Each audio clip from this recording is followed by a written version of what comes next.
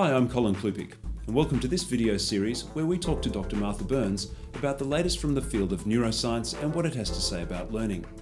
In this video, we talk about literacy development. You mentioned that reading to children is a very useful thing to do.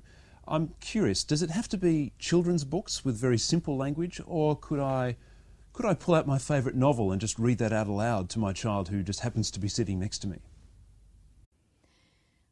That's an excellent question. Patricia Kuhl is a researcher who's been looking at that kind of information. And what she seems to have found is that parents naturally simplify the way they read and the way they talk to children because the child's brain is capable of handling the shorter sentences and the simpler sentences, and that they can pay better attention to it. And it's driven by attention. So if a young child's paying attention to you, their brain is probably going to gain more from your reading to them than if they're not paying attention. So just as if you and I went to let's say we decided to take an advanced physics course, we would have trouble paying attention to the professor. We might get a little bit from it, but we probably wouldn't get very much. And for that same reason, it's probably better to read simplified books to children where you can grasp their attention, they can stick with you, and it makes sense to them. That doesn't mean, though, that there can't be times that you and your wife are conversing using more complex language and the child's sitting there and getting something from that as well.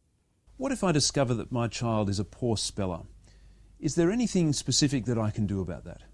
Spelling is tough for the English language because we have so many irregular words and irregularly spelled words, as you know. English is a conglomerate of so many different languages. And George Bernard Shaw said you could spell fish, P-H-O-E-T-I. P-H as the F, as the F as in phone, O-E is the is in Phoebe, and T-I is the sh is in nation. When you have that complex of a spelling organization for a language, it makes spelling difficult because children not only have to learn the phonic rules, they have to learn the rules for how different letters represent sounds, but then they have to learn all the exceptions, and a lot of words have to be memorized. There are some words we have, like the word said, S-A-I-D, that just doesn't make any sense that that's how it's spelled. So we just have to memorize those. So spelling of the English language involves good visual memory skills and auditory working memory skills. And so I recommend, if you want your child to be a good speller, that you avoid spell check on a computer and that you have them practice writing and play fun games like Scrabble, where they have to learn to look at words and be able to decide if that word looks right, as well as learning all the rules of spelling. So we have children now approaching school age. What are the signs that a child might not actually be ready to go to school yet? Well, the skills a child's going to need in school are to pay attention, to be able to sit and listen to a teacher. They're going to need language skills. They're going to have to follow directions. They're going to have to be able to communicate with other people and with other children. And they're going to have to be interested in books and reading. So the three things a parent would want to look for is, can my child sit and listen? Can they sit at the dinner table quietly and listen to a conversation and carry a conversation? Do they have language skills so they can communicate their needs, and adequate grammar so they can follow directions that I give them? And then finally, does a child have an interest in books and in reading and in stories? So how should I best prepare my child for commencing school? The first thing I would recommend is to turn off the TV, the telly, at least a lot of the day, because I think a lot of us as parents use a telly as a babysitter. So we're busy cooking dinner, the child is willing to sit in front of the television for a while, and that gives us some time to get things done. But unfortunately, television, as we all know, is a very fleeting signal. So even shows on television, even dramas, have very short segments of information, and children aren't learning to attend. So by spending more time talking to the child, more meals where the television is off, where the child has to sit and listen and carry on a conversation, more periods of time where the child sits and listens to a story being read to them, That will really help them get ready for school. And then also, if parents are willing or have the ability to play some numeracy games with children, counting and sorting objects into bins and thinking about numbers, that will also help children to get into the groove of thinking about language, listening skills, and numeracy. And two other factors that parents might want to consider that Laura Justice has research showing are important for school readiness are, can the child write their own name, and do they know the alphabet? So those are two other things parents can work on with their children to make sure they're ready for school.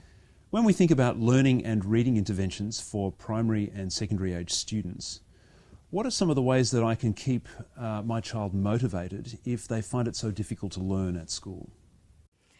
Well, that's a good question. And I think as educators, we used to look at motivation as something that was internal with the child. So either a child comes to school motivated or they don't. But what we've learned is that you are motivated to do things that you're successful at, that you're reinforced for, that you do well. So most children who are not motivated because they're struggling.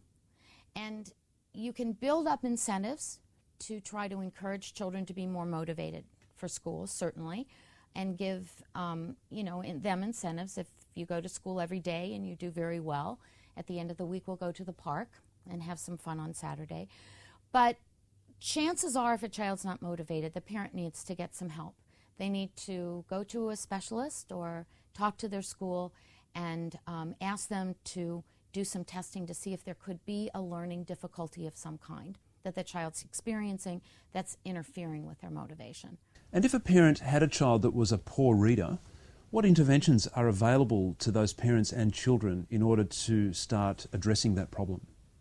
Well, there are many interventions now, fortunately, that are outstanding. Some schools have interventions within the school district themselves. So the first key is to make sure your child is identified and that you've gotten the testing necessary to know why your child's having trouble learning to read, and then to pick an intervention that matches the child's reading issues.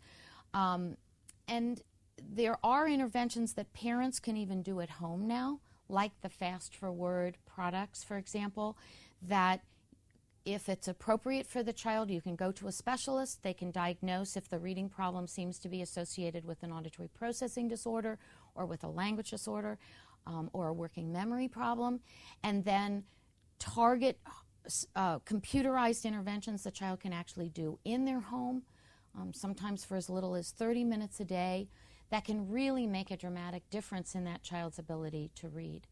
But I believe in collaboration with the school. So I think the first thing a parent needs to do is talk to a teacher, find out what the teacher feels about the child's reading issues, see if there are resources in the school that might be able to assess the child more definitively and help, and then start looking to professionals in the community, learning disability specialists, speech and language pathologists, psychologists are often good resources for parents to go to get help to find interventions that are appropriate for their child, and to do that quickly so the child doesn't have years and years of struggling in school.